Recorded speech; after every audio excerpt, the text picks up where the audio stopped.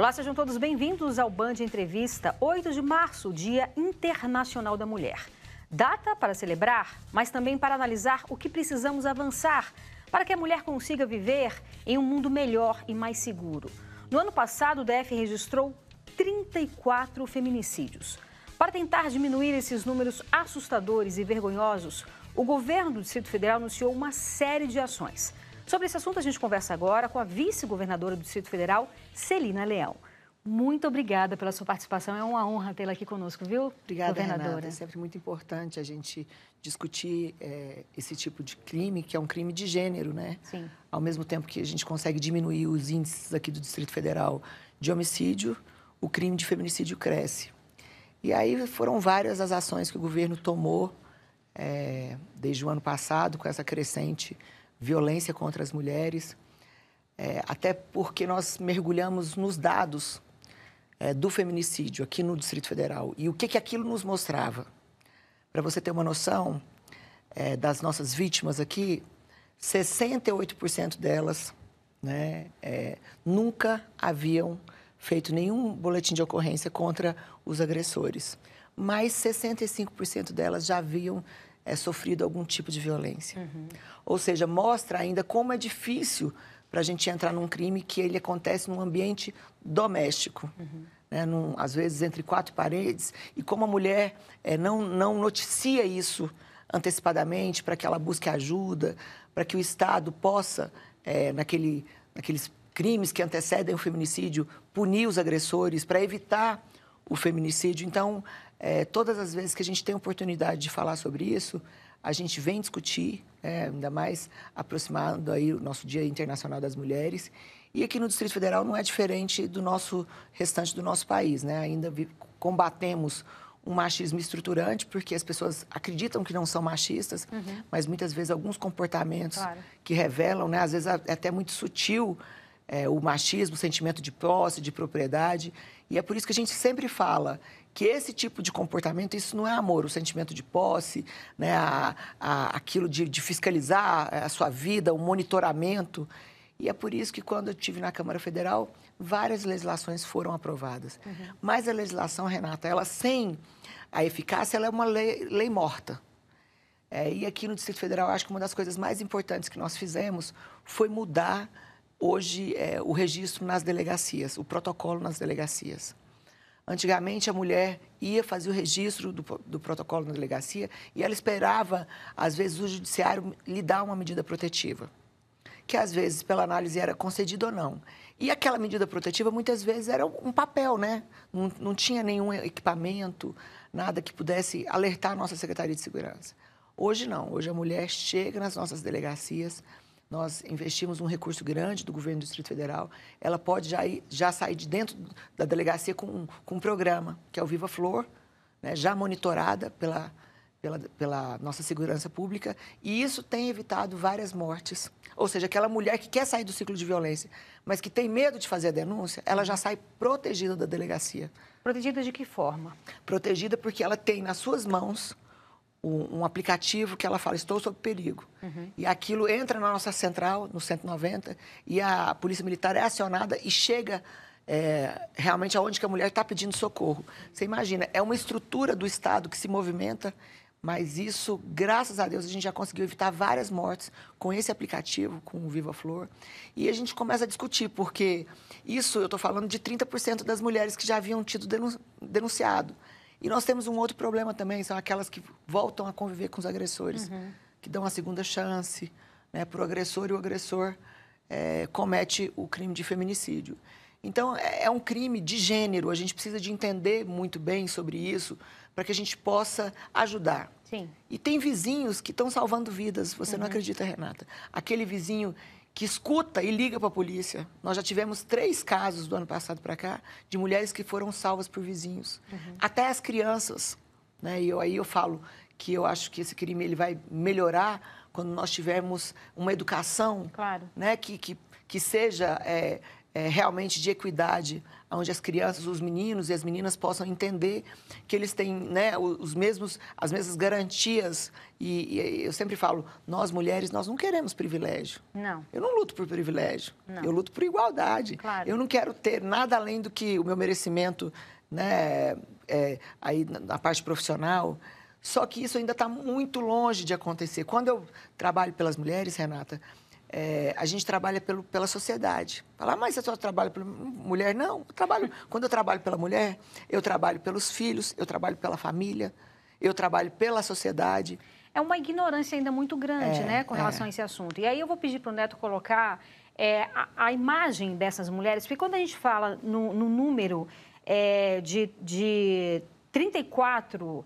feminicídios, a gente não está falando de número, a gente está falando de vidas, a gente está falando de famílias, a gente está falando de filhos devastados, né? De mulheres que tinham sonhos, que tinham planos, que tinham uma vida e que as vidas foram devastadas por homens que se sentiam donos dessas mulheres e que achavam que tinham e que acham ainda, né? Que têm o direito de acabar com a vida dessas mulheres se elas não querem mais ter esse relacionamento. E isso é o machismo. É o machismo estruturante, muitas vezes, de uma carga, às vezes até familiar, que ele vem recebendo. Sim. Pensando nisso, nós colocamos também um programa, que foi o primeiro estado do Brasil que criou o programa dos órfãos do feminicídio. Sim. As nossas crianças aqui no Distrito Federal, elas recebem uma bolsa, né, aí no valor de um salário mínimo, para que elas tenham uma condição. Elas já tiveram a sua vida devastada, né? A sua mãe está morta, o seu pai está preso, então ela geralmente fica na casa da avó, da tia. Então, é algo... E fora aquelas crianças hoje que estão presenciando o feminicídio. Imagina o impacto emocional na vida dessas crianças. Nós lançamos esse programa, a Bolsa do Órfão, né, do feminicídio, mas a gente gostaria de não ter que dar nenhuma bolsa, né? Claro. A gente gostaria de que esse tipo de crime realmente fosse finalizado para que nunca mais acontecesse aqui no Distrito Federal, né? Eu sempre falo que eu tenho um sonho que é um sonho do nosso coração, que seja o lugar mais seguro para se nascer menina, né? Mas ainda vivemos esse machismo estruturante e que muitas vezes é imperceptível. Quando você não assume que ele existe, ele vai se propagando cada vez mais. Sim, e aí você tocou num assunto que é muito delicado e muito importante da gente falar, porque a maioria, né, dessas mulheres, mesmo sendo vítima de violência, e quando a gente fala de violência, existe um leque de violência, não é só a violência física, existe violência psicológica, violência patrimonial, existem vários tipos de violência que a mulher muitas vezes não se dá conta que ela está passando por esse ciclo de violência. Mas aí pergunta, mas por que a mulher não fez a denúncia? Porque existem vários fatores que fazem com que essa mulher acredite que esse homem vai mudar, e ele fala que vai mudar, ele promete que ele vai mudar. E não nos cabe julgar essa mulher, o que nos cabe é ajudar. Né? É apoiar e ajudar. E aí, como você citou, 3 vizinhos salvaram vidas. Poxa, que bacana que 3 vizinhos salvaram vidas, mas existem vários outros que escutam e não fazem nada. E se calam, porque são coniventes com essa agressão. Não, é porque, usando inclusive aquela situação, olha, em briga de marido e mulher, a gente não tem que dar opinião. Não, isso é um erro, cabe né? Mais. Isso não cabe mais numa sociedade como nós estamos vivendo, entendeu? Então, assim, é inadmissível um país onde a gente tem uma Constituição que prevê igualdade entre homens e mulheres, a gente ainda tenha mulheres morrendo pelo simples fato de nascer mulher. Exatamente. Entendeu? Porque, e eu acho às vezes tão machista algumas perguntas, mas por que não tem a lei para o homem? Eu falo, porque os homens não morrem de feminicídio, né? Dá uma preguiça, não dá? Dá uma preguiça, entendeu? Porque não são os homens que morrem, que né? matam. Eles geralmente matam, que morrem, né? Não são eles que morrem. Você não vê mulher por aí matando o homem, estuprando o homem. Não existe, né? Você não vê isso. Então, assim, a gente tem esse pensamento e melhoramos muito a nossa rede de atendimento também. Para que aquela mulher que buscasse a delegacia, ela não tivesse somente o suporte da segurança pública, mas o suporte para buscar uma rede de proteção que é dada hoje por vários programas que a Secretaria da Mulher tem. E um deles que eu chamo a atenção é um programa de capacitação dessas mulheres em cursos rápidos, onde que elas conseguem tirar uma condição de ter a sua autonomia financeira, né? Aí cursos como manicure, cílios, massagem, cursos rápidos mesmo, para que ela consiga sair daquela situação de violência.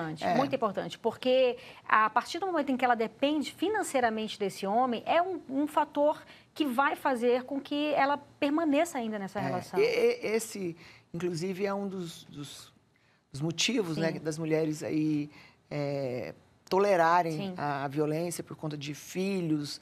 É um crime, como você colocou aqui muito bem, Renata, é um crime que não cabe a gente julgar. Ele envolve várias situações, ele envolve um envolvimento emocional da mulher. Uma dependência Uma dependência, às vezes. Filhos que ficam no meio daquela situação. E hoje a gente percebe também a necessidade do homem de se envolver também nessa busca de ajuda. Sim, Nós temos hoje cursos para os homens também dentro da secretaria, inclusive que são encaminhados pelo próprio judiciário. Olha, a pena sua pela agressão é fazer o curso tal, tal, tal. E é engraçado você ouvir os depoimentos. Você chega nesses núcleos nossos, nesses NAFs, núcleos de apoio, e você escuta o homem falar, olha, eu estou fazendo um curso aqui, meu casamento estava acabado, porque eu não sabia, mas eu era extremamente machista.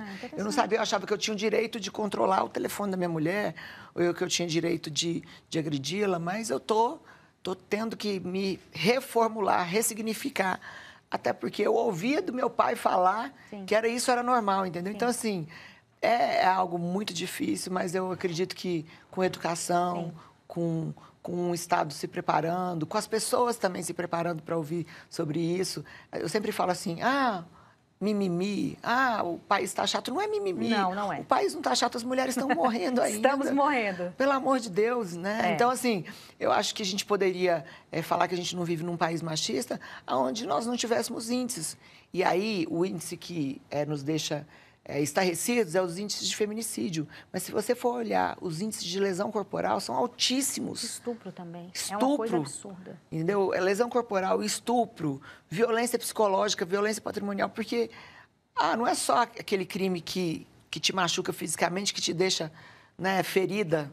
Não. Tem alguns crimes, assim, que são cometidos, as mulheres nem sabem, né? Que não tem marcas físicas, mas as psicológicas vão pro resto da vida. É isso. É isso. E agora a gente faz um breve intervalo e volta daqui a pouco. Não sai daí, eu te espero.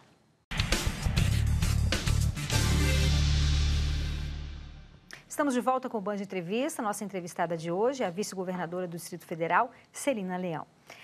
Governadora, há algum tempo atrás, uma coisa que causava muita revolta em toda a sociedade era a gente verificar que mulheres que tinham medidas protetivas, ou seja, pedia ajuda do Estado, falava por Estado que ela estava correndo risco, né, de morte, mesmo com medida protetiva, o agressor ia e não só agredia, como muitas vezes chegava a matar essa mulher.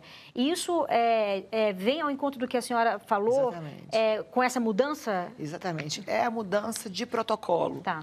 Porque quando a gente conseguiu identificar que as mulheres que estavam debaixo dos nossos programas de proteção não haviam morrido, a gente identificava uma eficiência nesses programas.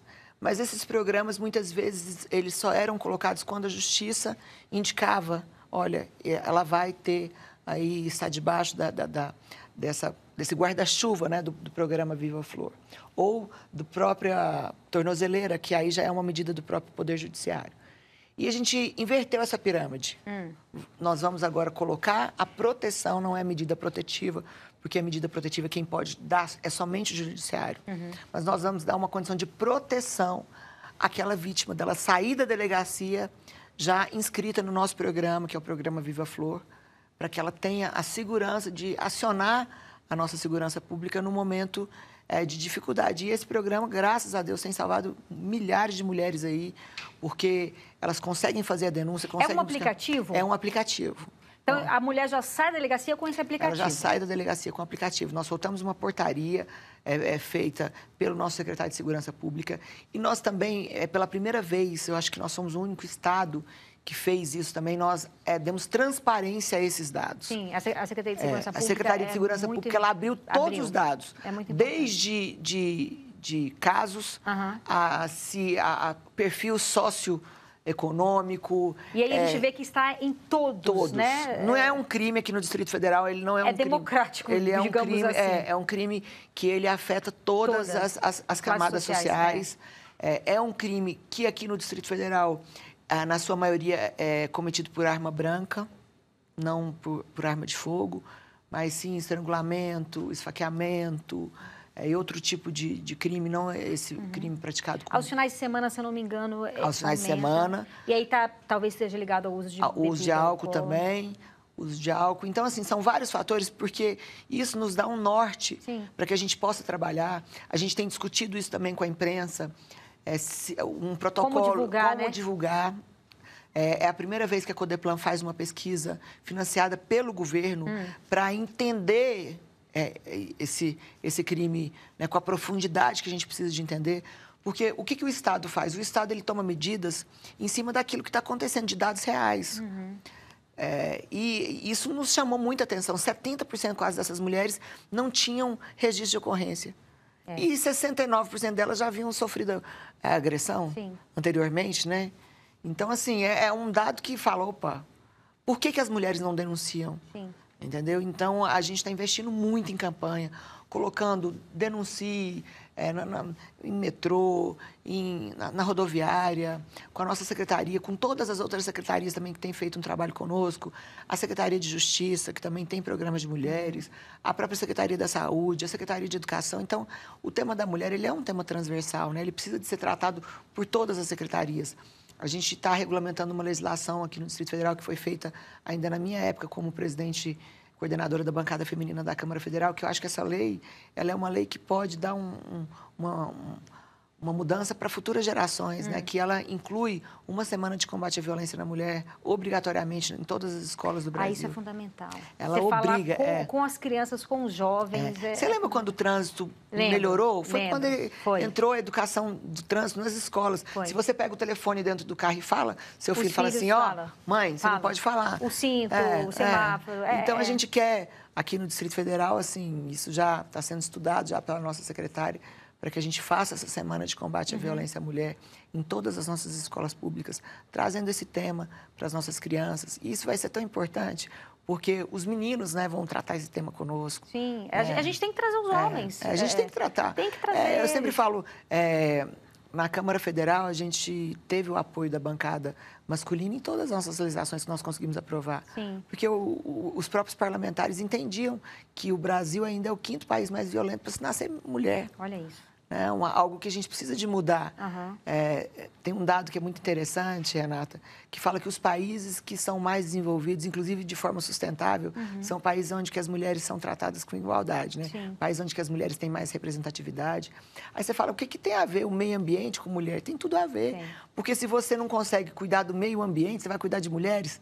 Né? Então, assim, você tem que ter uma consciência tão grande ao ponto de cuidar do seu meio ambiente, ao ponto de você ter respeito às mulheres, né? Um país desenvolvido mesmo em todos os pontos que são realmente importantes aí para que a gente possa viver né, com mais tranquilidade. Com certeza. É trabalhar né, a questão do machismo, claro que isso aí tá implícito e explícito, e trabalhar a autonomia da própria mulher também, né? No sentido de a mulher compreender que ela não precisa de um homem, ela não precisa estar num relacionamento, seja com um homem ou com a mulher, mas aqui a gente está falando sobretudo com os agressores masculinos, para ela se sentir bem, para ela se sentir...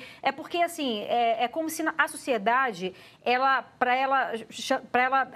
a mulher se sentir valorizada, e tem isso, né? A cobrança, a sociedade, ela valoriza a mulher se ela está com um homem do lado. Então, a cobrança, exatamente. Então, você entender que você pode e você deve sair daquela relação, porque muitas vezes você não sai dessa relação abusiva, agressiva, porque você não sabe como é que você vai ser sozinha. A cobrança ainda da sociedade é uma coisa que a gente precisa lidar com ela todos os dias, né? E você, como político, você sofre Aí eu sou Mulher Maravilha, né? Porque você tem que dar conta da sua casa, você tem que dar conta... Né, de estar bem, às vezes, quando você está super cansado, as pessoas falam, nossa, como ela está feia hoje, como ela está... Então, assim, é uma cobrança que a nossa sociedade, ela não perdoa muitas vezes as mulheres, sabe? É muito duro mais pesado, né, com a gente. Muito mais pesado. Mas o que a gente tem percebido é que as mulheres, elas têm conseguido, aí nos espaços que elas não precisam, assim, por exemplo, concursos públicos. Eu acho que teve esse concurso da PM agora... Ele foi uma coisa assim que as mulheres tiveram nota maior do que dos homens. Elas tinham um número menor de mulheres para entrar e nós não tínhamos homens aprovados. Elas foram ao Supremo. Você vê, né? Você vê, imagina. Então, assim, eu acho que a mulher ela precisa de uma oportunidade. Sim. Sabe? Quando ela consegue, ela dá o seu melhor, ela consegue fazer com carinho, com amor. Eu não acredito numa sociedade onde que a gente não tenha igualdade. E eu sempre falo, igualdade não é privilégio. Não. A gente não briga por privilégio. Você não vai contratar uma mulher só porque ela é uma mulher. Você vai contratar uma mulher porque ela é mulher e ela é competente. Competente, pela competência dela. Entendeu? Pela competência dela. E isso quando a gente vai discutir, é difícil às vezes discutir isso com uma clareza assim para que as pessoas consigam entender o que você está falando, né? Sim. Mas a gente tem feito esse debate e a gente tem avançado aqui no Distrito Federal nessas pautas. Com certeza. Nessa construção de uma política pública que seja realmente transversal, onde a gente possa discutir com as nossas secretarias, o caso da violência contra as mulheres, ele não é um caso só da Secretaria de Segurança. Claro. Ele precisa ser tratado na Secretaria de Saúde. Mas como na Secretaria de Saúde? Porque se um hospital sabe que aquela mulher, ou tem dúvidas que aquela mulher está chegando lá com possíveis registros de ocorrência de violência, ele pode muito bem notificar a polícia, claro, nos ajudar. Então, assim, é um tema que às vezes as pessoas não percebem, mas ele passa por todas as secretarias. Todas as áreas. E passa por vocês, que são a imprensa, de divulgar, para que a gente possa incentivar as mulheres para que busquem ajuda, as famílias para que busquem ajuda, entendeu? Nunca é tarde para a gente mudar o nosso comportamento, para a gente rever conceitos. Eu sempre falo, todos os dias eu estou aprendendo. Eu tenho 3 cursos superiores e acho que preciso cada vez aprender mais. Então, assim, você estar fazendo as atualizações. Né? Você imagina, nós vivemos aí uma transição geracional de tecnologia. A nossa geração. Ela era da época digital, aí nós vivemos numa época analógica, passamos para a época digital e estamos vivendo a super tecnologia nessa época. A quantidade de informações que as crianças recebem hoje, a gente tem que usar tudo isso para o bem, né? E ainda tem essa transição toda e eu acho que, na medida do possível, usar essas ferramentas e cuidado, né, com a própria internet, para que ela não seja uma disseminadora também aí de preconceito, né? É verdade. E agora a gente faz mais um breve intervalo. Rapidinho, não sai daí, eu te espero.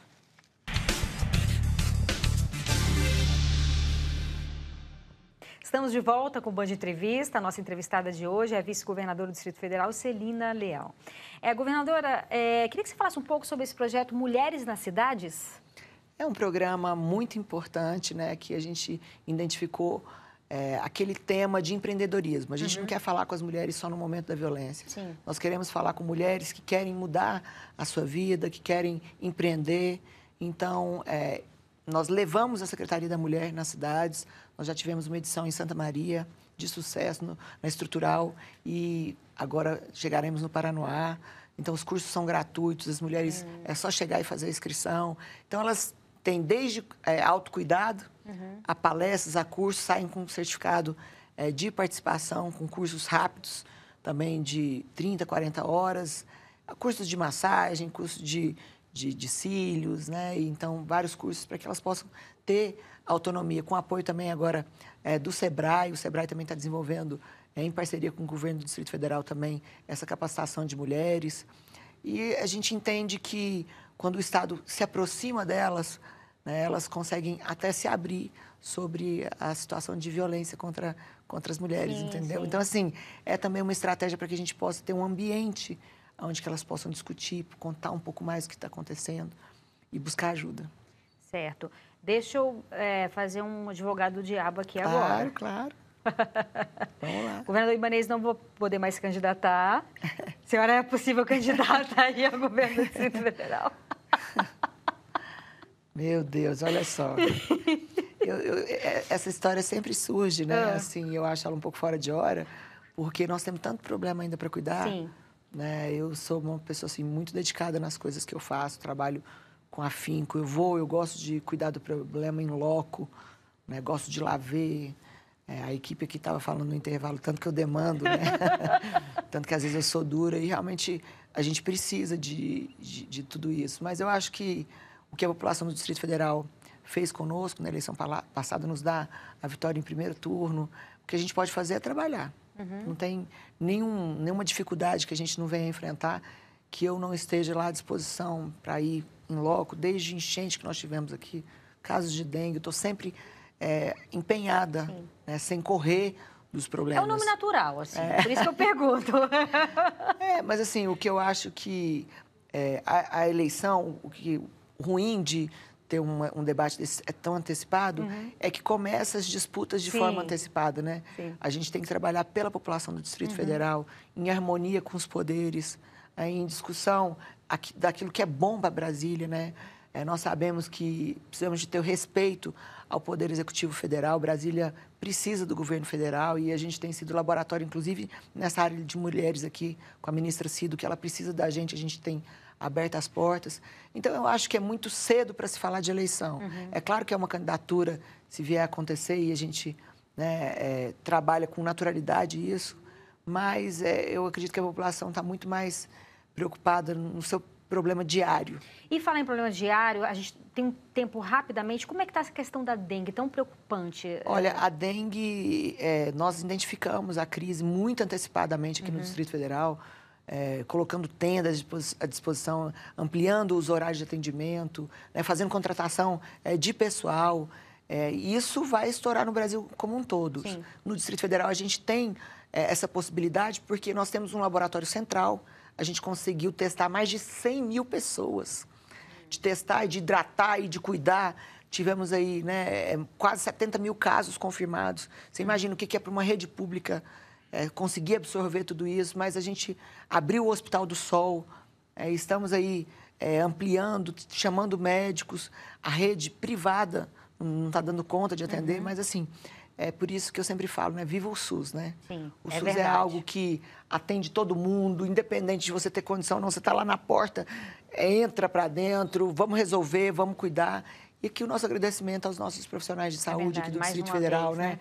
Que chega... A gente viveu a Covid, o Brasil e o mundo viveu. Infelizmente, perdemos várias pessoas com Covid. E a nossa antecipação de cuidar, de botar os testes à disposição, de fazer para que a gente tenha aí, né, essa dengue, que ela veio diferente de qualquer tipo de situação de 4 anos atrás. Isso foi falado até pelos técnicos, 10 anos que não tinha uma cepa tão grave igual ela está.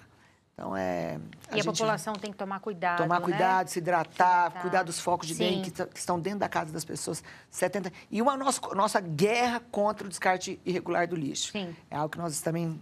O governo do Distrito Federal está apertando. Olha, eu agradeço demais, obrigada, viu? Renata. Muito obrigada mesmo. Eu que agradeço. Maravilha. E o Band Entrevista fica por aqui. Lembrando que você pode acompanhar o nosso programa pelo YouTube, no canal Band de Brasília e no Spotify, no endereço TV Band de Brasília. Obrigada pela sua companhia. Aproveite seu fim de semana e até sábado que vem. Um beijo. Tchau, tchau.